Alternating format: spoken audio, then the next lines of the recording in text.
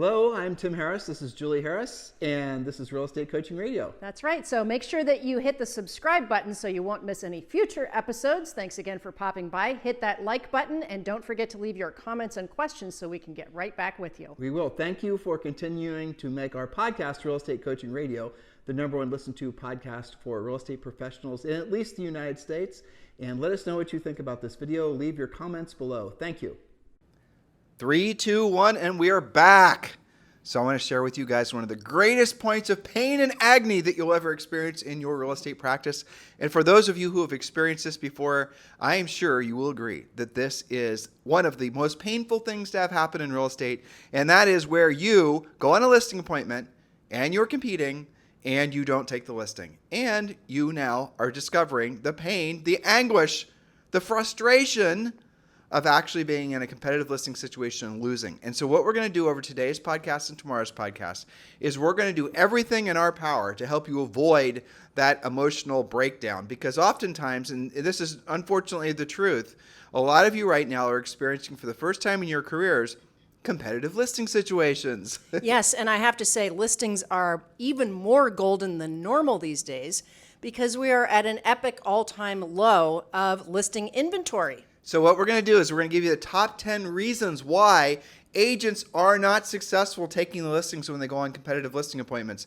And just to really drill down on what Julie just said, at the end of the day, guys, what's happening, what you're experiencing, or what you will be experiencing are your centers of influence. They may give you a shot at taking the listing, but unless you show up completely prepared and professional, they will list with somebody else.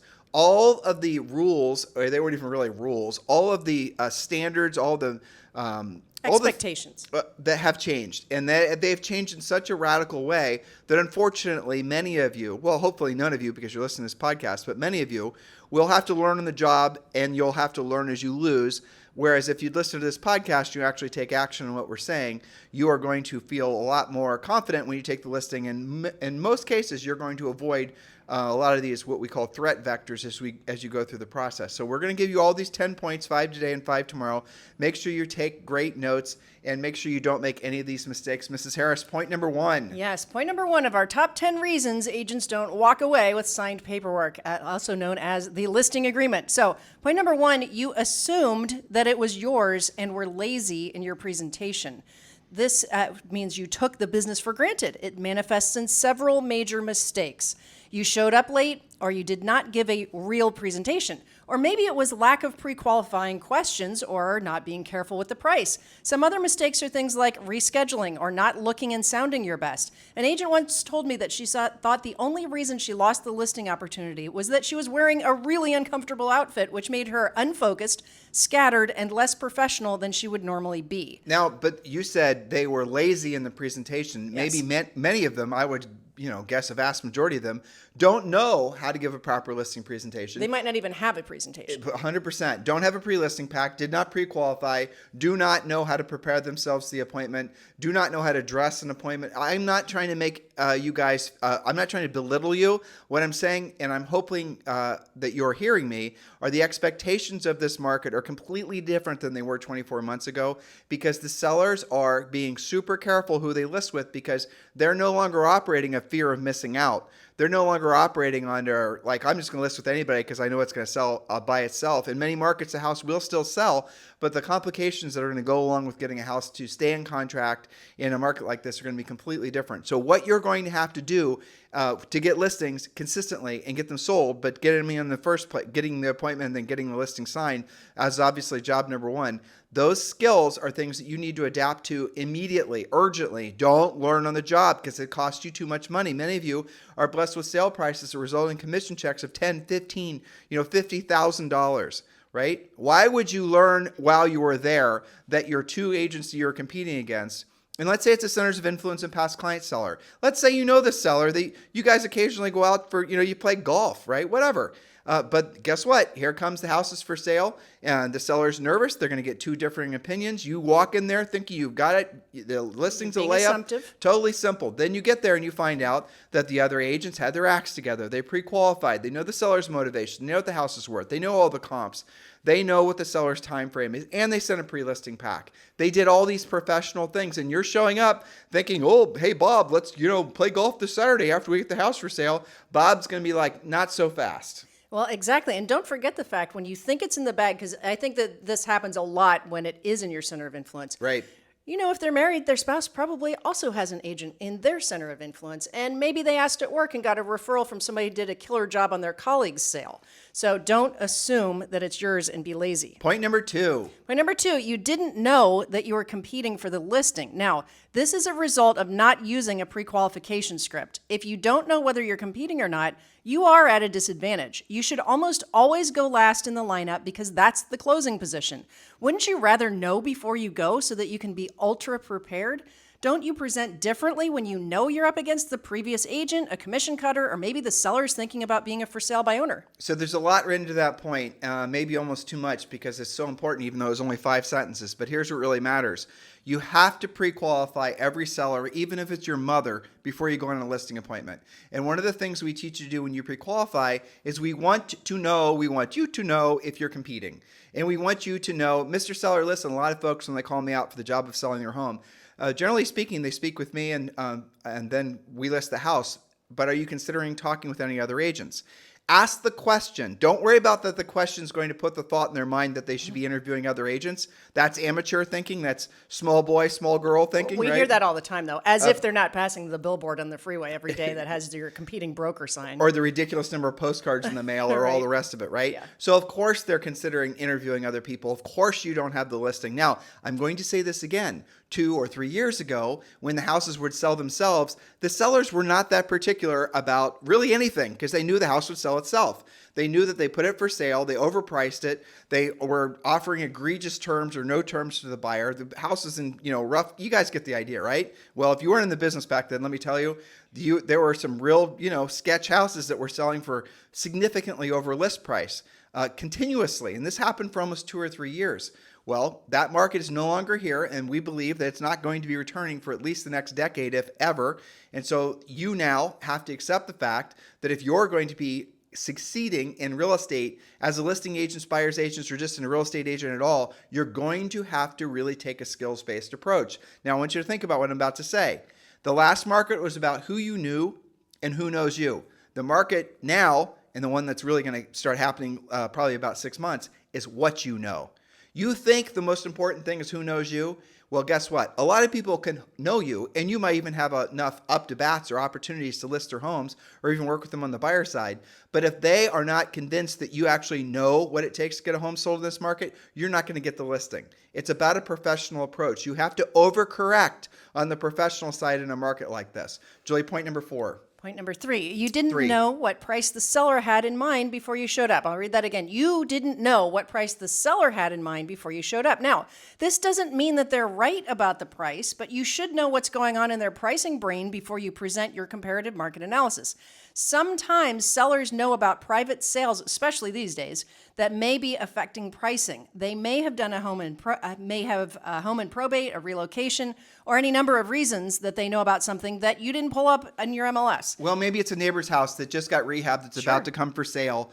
Maybe it's a house that was a flipper. It could be anything. Exactly. Something that's sold off market. So now there's another interesting question. Know what the seller thinks the house is worth prior to going out. How many of you are doing that? How much more would it benefit you knowing what the seller thought the house was worth? I'll give you guys a little coaching here. When every seller ever in the history of sellers has always had an idea, generally speaking, elevated idea or aspirational idea of what their house was worth. There has never been a seller that's not at least had some sort of relatively concise idea of what their home was worth. They go to open houses. They, of course, are online. They're looking at comps. They're doing all this stuff. Now, is the information accurate? Not necessarily, but you want to know what they're thinking. You want to know what they're thinking so that you can not price where they're thinking, especially if it's overpriced. That's not what we're suggesting. But you want to know what they're thinking so that you can adjust your approach and know what you're dealing with. So, for example, Mr. Seller, there's several ways you can go about, and this is all part of the seller pre-qualification script. There's several ways you can go about rooting out of the seller what they think the home is worth. I'll give you the simplistic of ways that usually works. So, Mr. Seller, this is about 3/4 of the way through the seller pre-qual script. So, Mr. Seller, listen, I'm going to be spending probably, half hour, 45 minutes, maybe an hour doing what essentially is it's called a CMA. It's like an appraisal on your home. And it's really important that I choose the best comps for your house. So what houses have you seen sell in your neighborhood? Or maybe you went, maybe you saw them from open houses, or maybe you were over there for a football party or something. But which homes have you seen sell in, say, the last 6 months that you think are the closest to your house? And then shut up. Okay? Yes, because they always react the same way. Okay, they'll always say, well, Bob and Susie's house, we were over there on Christmas, and our house is the exact model match, but we've got a better view, and they didn't finish their basement, so I think our house is better, and they're sold for $650. All right, so Bob and Susie's house sold for $650. You guys have a nicer yard, so you already know what they're thinking of higher than $650. And they were in Bob and Susie's house, so they know the comps, they know the conditions similar, right? You guys getting what I'm saying? You can pop over to the old MLS pictures and see if indeed it's similar, but you get the gist of how the seller's thinking. Now you actually have a window into what the seller's thinking about price. And now, if the seller, here's a little, again, advanced coaching for you guys. If the seller doesn't want to tell you what they think the house is worth when you ask the question, and we give you 3 different versions of that question. So the script isn't like if the seller won't answer the first time, like you ask that question and I don't know, that's your job. That's typically what a seller will say, who knows that their price that they're thinking is way too much, right? So you're going to use the script and you're going to say, what houses have you seen sell in your market, Mr. Seller, that you thought were similar to yours that I should probably be using as a comp when pricing your house? And they're going to say, sometimes the hard cases basically are going to say, well, isn't that your job? Shouldn't you be telling me? Aha. Okay. Here's what you're going to have a red flag go off in your mind. This is a seller who thinks that has an idea of what their house is worth, but suspects that the house is not worth what they think, and they don't want to tell you. Now, some of the sellers that are going to be more cagey are going to say something like, well, I don't want to tell you what I think the house is worth because I don't want you to price the house with wherever I say. Now, that's going to be a very rare seller that's going to say something like that. What if they do not answer the question using the first version of that question, then lean back into it and say, Mr. Seller, I completely understand. It is my job to price the house correctly. But just so that I understand, what's your time frame? Like, how soon ideally do you want this property sold? That's the next question. And then you got to go to their motivation. You got to know what's going on in their head. You've got to know all the answers to all of these questions. In our best-selling book called Harris Rulers, I like that one better. Harris Rules, which is available at Barnes & Noble and Amazon and everywhere else. We've seen it for sale, everywhere. So that book, in one of the chapters is called, is it a chapter or a subchapter? Don't go if you don't know. I believe it's a subchapter. Okay, Yes. So don't go if you don't know. Don't go on the listing appointment, and we don't mean this literally go anyway, even if you don't get all the questions answered. But don't go on the listing appointment until you know if you're competing with somebody else, until you know what the seller's time frame is, until you know what the seller thinks the house is worth. How much more of an advantage is that going to be when you walk into the house, especially after you sent the pre-listing pack? It's your listing to lose at that point. You've got essentially the decoder ring to solve the whole, the mystery here of what's going to actually take to get the seller to want to list with you. I want to go back part to the last one. Mm-hmm. Why is it important, agents, that when you're choosing where to go in the order of agents that they're interviewing, why would you want to be last? Now, there's 2 schools of thought. I'll give you actually 3 schools of thought. First of all, some of you in a lot of markets, it's normal to do a 2-stop listing appointment. We don't suggest 2-stop listing appointments, but here's how typically it works. You'll set one appointment to go out, and you'll want to see the house and check it out, the condition and whatnot. And maybe on big luxury, big mansion types, this does make sense. And actually, it does make sense on the more expensive houses. Otherwise, how the heck are you ever going to do a comp? There are no comps for truly unique homes. They're all unique. Yeah. Right. So, but you're going to go out there, you're going to see the house, meet and greet the seller a little bit, and then you're going to come back and do the formal presentation. Here's the problem with that. And here's the problem with that, with anything other than the really high-end listings, is that somebody else will probably get that listing away from you before you actually go back on that second appointment. That's the problem. The seller will be closed before you have an opportunity to close Exactly. them. The seller is going to bond with someone. The seller is going to make a decision because you let too much time go from when they originally called you or you called them to when you actually went on that first appointment. And then when you go on that second appointment, that's now 3 points of contact. Those are lots of threat vectors, and that seller is going to hire somebody else. That is what happens. That's the reason we don't coach you guys to that. Now, again, on the really luxury, weird houses, unique homes, then yes, do a two-stop. Now, here's another thing. Why do you want to go last? Because you want the seller to have you want to remove from the seller the objection that I have other agents I want to interview prior to, before I make a decision, there's 2 other agents I have coming in. You don't want to have to overcome that, though I do want to go back to that, okay? Mm-hmm. So being last, here's the other advantage. Because you're following our listing process, because you're pre-qualified, because now you sent a pre-listing pack. The other agents probably didn't do any of those things. The second you show up, you've already differentiated yourself in the eyes of the seller because you did all of those other things. And the other agents just showed up probably fresh off, going on a walk. You guys get it? You are immediately seen as more professional, immediately seen as the obvious choice. And the seller they have learned what they don't want in a listing agent. And when you follow our actual listing presentation, one of the first questions you're supposed to ask, I'm kind of jumping around, but hopefully I'm helping you guys be motivated to realize listings are an incredible opportunity. Mr. Seller, thank you for the opportunity to earn the right to be your listing your listing agent. What are the 2 or 3 things that are most important to you in the job of skills that you want your listing agent bringing to the table? I don't have it memorized exactly, but that's the gist of it. Mr. Seller, what are the 2 or 3 most important things you're looking for in the job that and the agent you're choosing to hire for the job of selling your home? Okay, they're then going to tell you what's important to them. They're going to say marketing, they're going to say price, and they're going to say hassle-free. They always say the same things. They don't want a bunch of stress in essence. So you do not present to anything other than those 3 things. So Mr. Seller, just so that I'm clear, assuming once we're on the same page as the price, you and I are completely in agreement about the price, and we're completely in agreement about what we're going to do get the property sold, and you are 100% satisfied that the process that I'm going to present to you is going to result in you having the least amount of hassle, assuming we've resolved those 3 things.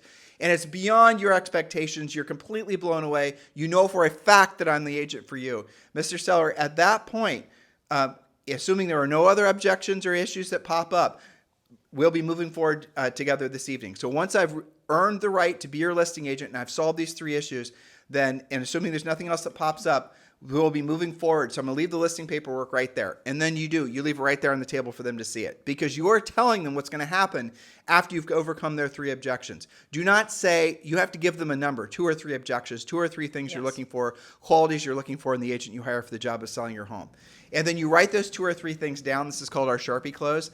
And as you go from one to the other, you cross them out, right? So if the first one was, pricing, okay, you wrote them down on a piece of paper in front of the seller. The first issue was putting a correct price on the property. Now you've gone through the CMA, you've presented it, though frankly I would have done that last. Now you're going to then, pricing is, Mr. Seller, are you 100% satisfied that this is the correct list price on your property? Are there any other questions about that? Are we on the same page? Yes? Then you cross it off that piece of paper right in front of them. That's visually crossing out the objection. Exactly. And then the next one, and then the next one. And then after you've crossed out their 3 objections, the 3 things they were looking for, assuming there's no other questions, Mr. Seller, here's the paperwork. Let's get this knocked out so I can get started on this today. They will do it because you pre-qualified. You had all the questions answered before you got there. You send the pre-listing pack. That is the whole close. That's it. Our listing presentation, if you actually follow it, lasts about 15 or 20 minutes. Now, here's the importance of showing up. I'm going to tell you the risk of putting yourself last when you're interviewing. The risk is somebody could close before you get there. Which is why you have to know not just if you are competing, but who you are competing against. Ideally, and I'll tell you guys again, a little secret here is that most of the time you're not competing against a very experienced agent. Most of the time you're going to be competing against a new agent or the agent that they had that sold them the house. That's the truth. And so don't be intimidated because you're competing. That's don't be.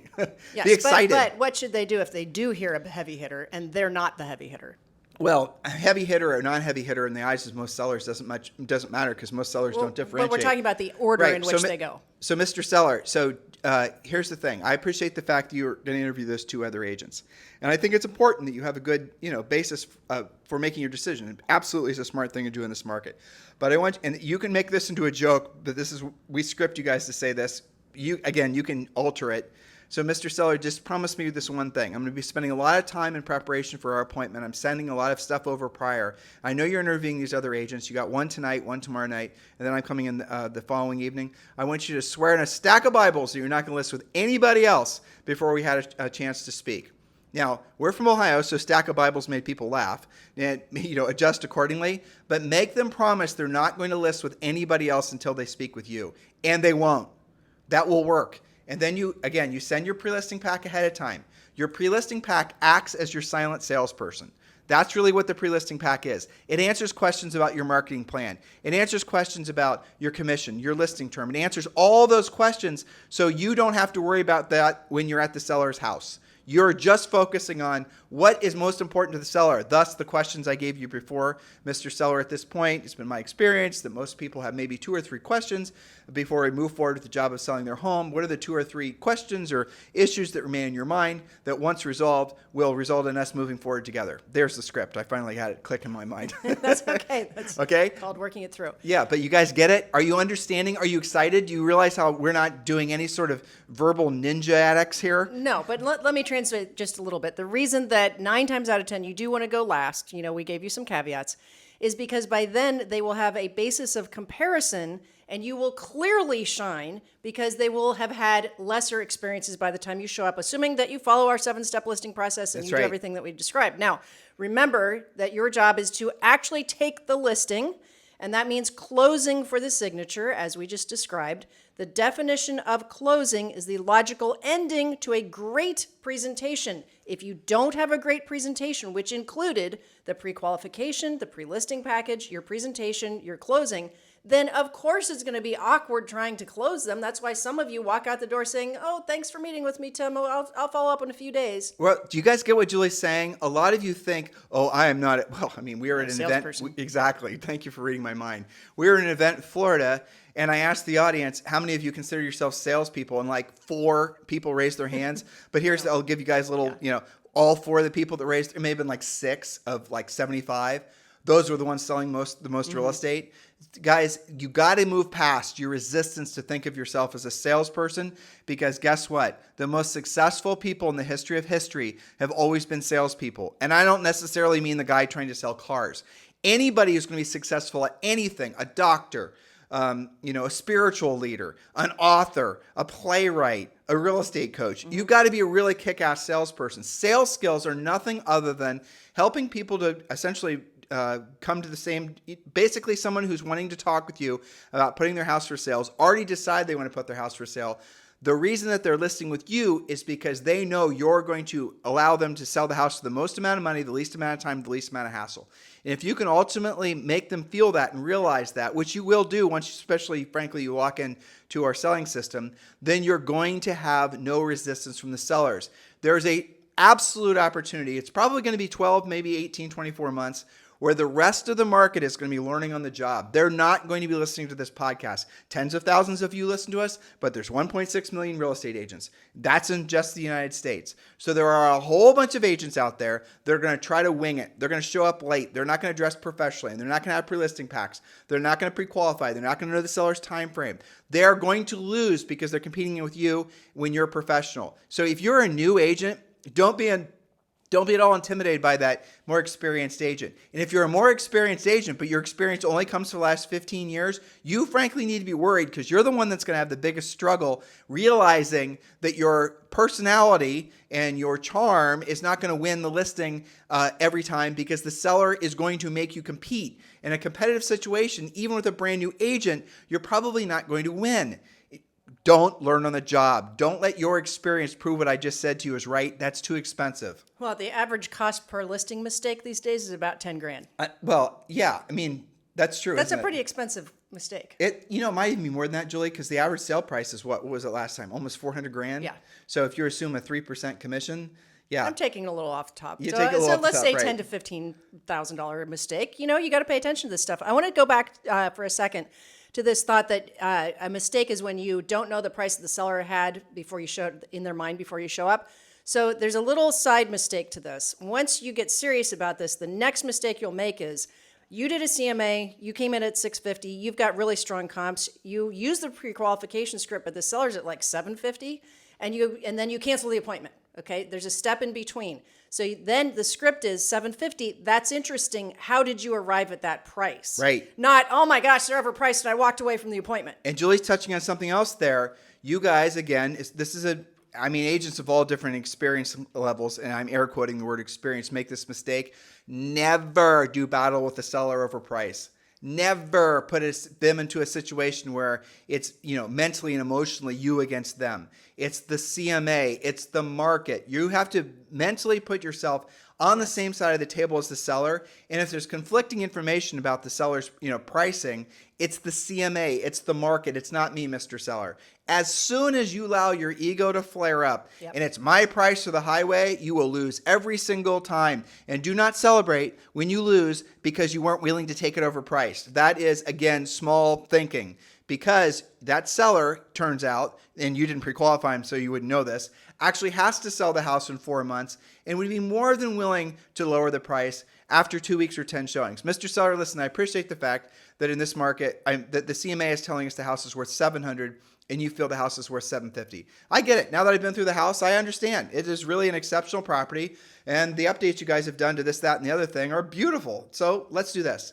Let's agree to go ahead and price the house at $749, even though the market might be telling us something different. And then after 2 weeks or 10 showings, whichever comes first, then we'll reposition the house in the market so it correctly reflects the market's expectations. And the seller is going to agree. You're going to get the listing paperwork signed. You're going to walk out the listing. You're going to write on the listing paperwork that whatever 2 weeks from then is the new price is going to be, so you don't have to, go back at it. The seller won't resist in most cases in 2 weeks because you gave them what they wanted. You didn't try to win. You let them win. That was a win-win. Yeah, and like 1 out of 30, you might luck out because you happen to be the only listing on the market. Yeah. So you're also you're benefiting, assuming you have the listing. Yeah. Okay. Well, Julie, this is a good time to interject. We have been getting God bless you. We're on the phone last week talking with a lot of people that wanted to be in your personal coaching schedule. Yes. And not all those people were a good fit for you, frankly. I mean, it just was. Okay. And so we referred them to one of our other coaches, one of our staff coaches. And I know that you told me this morning on our walk that you were interested in possibly taking another 3 or 4 clients. Yes. Now, I want to do a real brief rundown, and maybe, we should drill down on this more on Friday, but what it is, the characteristics of the people that you're a good fit for as a personal coach. Well, one of the profiles, if you will, you kind of just described. Somebody who has probably only been licensed 15 years or less, has done probably very well over the past 2 or 3 years, but now has gone through an experience where listings are harder to get, not every buyer is qualified, and now they're trying to do the same or better than their previous volume, and they're wondering, without all of that fear of missing out in the market, with higher interest rates, with all the pressures that we have, and not everybody that moving for fun anymore, how are they going to make what they did last year, sell the homes they did last year, or better and get to the next level? That's one. And I'm hearing also, because a lot of these people I talk with prior to them talking with you, is a lot of them are calling after they've had a loss. They're reaching out after they've lost. And they've lost, I can think of maybe one exception from the people that were interested in hiring you, that it was a center of influence past client seller, and they didn't win the listing. That's right. And the light bulb goes off. Maybe I should have a pre-listing package, or they have one, but it's exactly like everybody else in their company, or any number of other things. They don't actually have a listing presentation. They're not a strong closer. They live in fear of objections, which they weren't getting until the market shifted a bit. So that would be one. Another kind of quasi-profile would be an agent who seems to be stuck at a certain level. Now that level, sometimes I have one person that's, quote, stuck at about $40 million a year. It's not terrible, right? Nice problem to have. Stuck in $1 million pothole. I know, exactly. But they want to get to the next level. Or something happened in their life and they now realize that they've got X number of years to get their act together, get their savings, maybe pay off some debt. I'm seeing that and too. And move the needle, right? The age range of your new clients is really probably I would say 35 to, probably 60 maybe. I've got a couple in their 20s, my up-and-comers, but generally I'd say 35 to 60. And I have noticed also there's some people that basically are kind of saying, you know what, this may have been the last big seller's boom of my life. Definitely. I'm not where I wanted to be financially. Yes. I now need to catch up. It's obviously the new market is here. The new challenges are here. I need to get my skills on.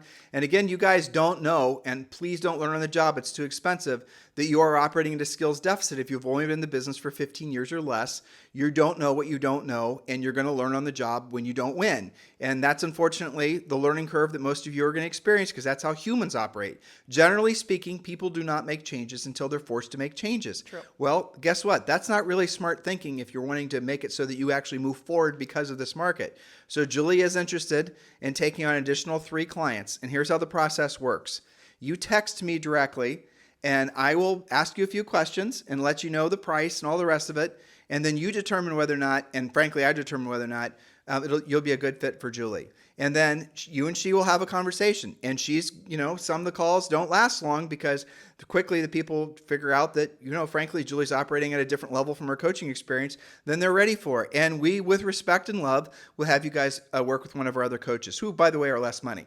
So if you're interested in being coached by Julie personally, 512-758-0206. 512-758-0206 is my cell phone number. That is my real cell phone number. Text me. Do me a favor. When you text me, give me your information about your name, your city, how long you've been in real estate. That I'm going to ask anyway, right? And give me a little profile information on you so that frankly know where to start the conversation. That would help tremendously. All right. So if you want to be coached by Julie or apply to be coached by Julie, is really what's going on. Coach me.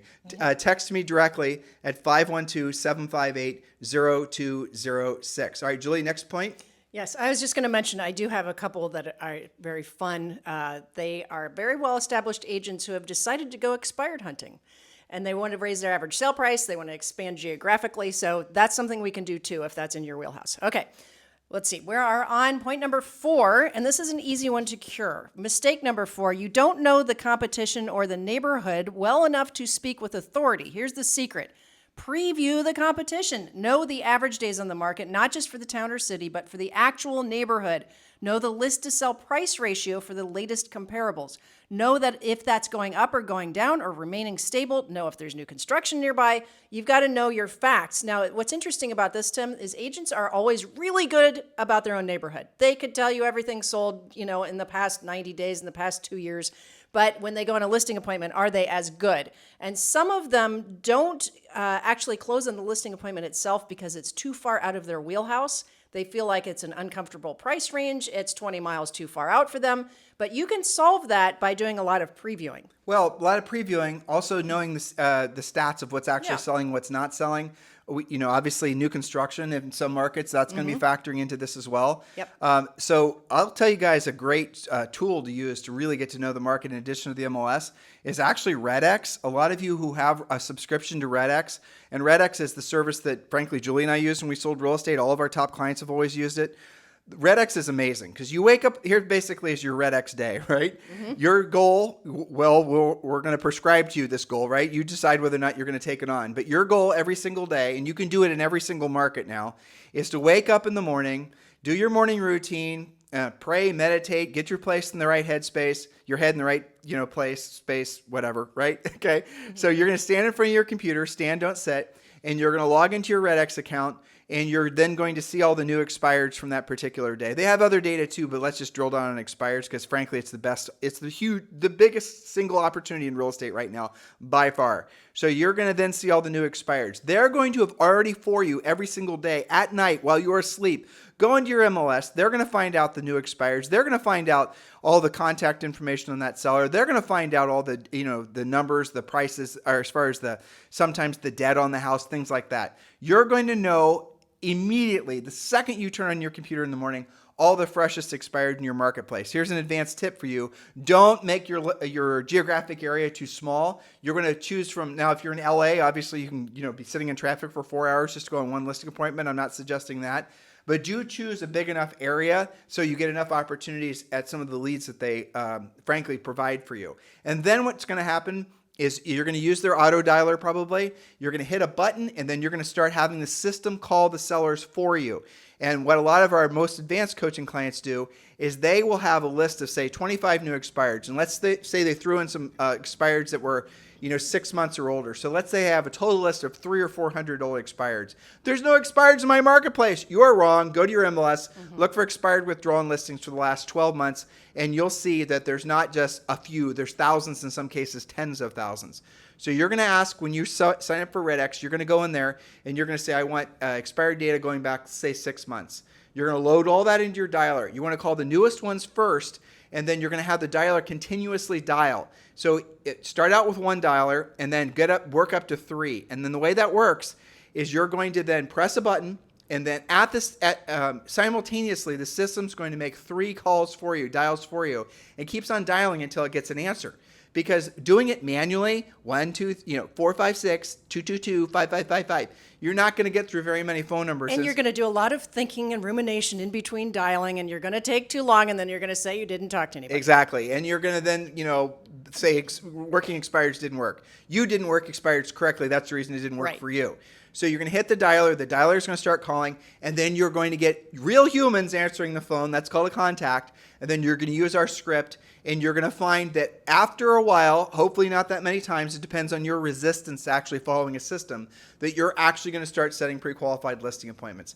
We talked endlessly a couple weeks ago about how to actually go after expireds, and obviously our coaching program really drills down on that. If you want to join the coaching program for free, it's in the show description, so just go and click the button. But here's the moral of the story. That is called freedom. That is called you controlling your lead flow. And every single day, you will have enough opportunities that when you follow our script and you actually, do what we ask you to do. Now, I don't want to call. I don't want to feel like a salesperson. I get it. So you're just going to wait around for the phone to ring or an email to come in or someone to like a post that you're somehow magically going to think you're going to convert into a lead. Why would you do that? If you're serious about making money in real estate, if you're serious about helping people in real estate, here's a list of thousands of people in your market that want to sell their home. They're called expireds. Start calling them. All those sellers, what do you know about them? You know what the price isn't? You know they have a house to sell. Bing, You know they're willing to list. That makes them a little bit nicer than a FSBO. And you know they're willing to pay a commission. Do you guys see? And also, we're going to help you get a discount when you sign up for RedX. Right. And so your mission is going to be to set 1 pre-qualified listing appointment a day. How does that feel, me just saying that to you, that you have a lot to learn? You do. Can you do it? Yes, you can. First step, obviously, after you become a coaching client is subscribe to RedX. We made it easy for you. They made it easy for us to make it easy for you. You save $150. Text the word RED, R-E-D, to 47372. Text the word RED, R-E-D, to 47372. Do that urgently, guys. Text the word RED, R-E-D, to 47372. Remember, when texting, message and data rates may apply. Subscribing to RedX after you've joined our coaching program is job number 1 for all of you. Text the word RED to 47372. Julie, point number 5. Yes, our final point for today's podcast in mistake land, number 5, you were overly rigid with your commission and or your pricing. This makes me bonkers as a coach. In addition, you didn't create a game plan so the seller still feels like they're winning. No, any other questions is not an effective script, especially if the seller is doing multiple transactions, a repeat client, a referring client, or someone who's tight on funds to make the move, etc. So agents will say, well, they wouldn't do it for my rate, or they wouldn't take my price. That is 100% ego, and you walked away with 0. So be careful that you don't overdo that. Now, we're not saying that you're supposed to be working for free, but remember, when the seller comes in with a price is not, quote, your price, your script is, that's interesting, how did you arrive at that price? And then create a game plan. If they are talking about your commission, we have help for you called a unique selling proposition through your pre-listing package where you can be flexible without giving away the farm. It's just saying no and walking away and then bragging on Facebook that you walked away from that opportunity makes you broke. Well, there it is. That's the bottom line. That's a perfect place to round the bend on today's podcast.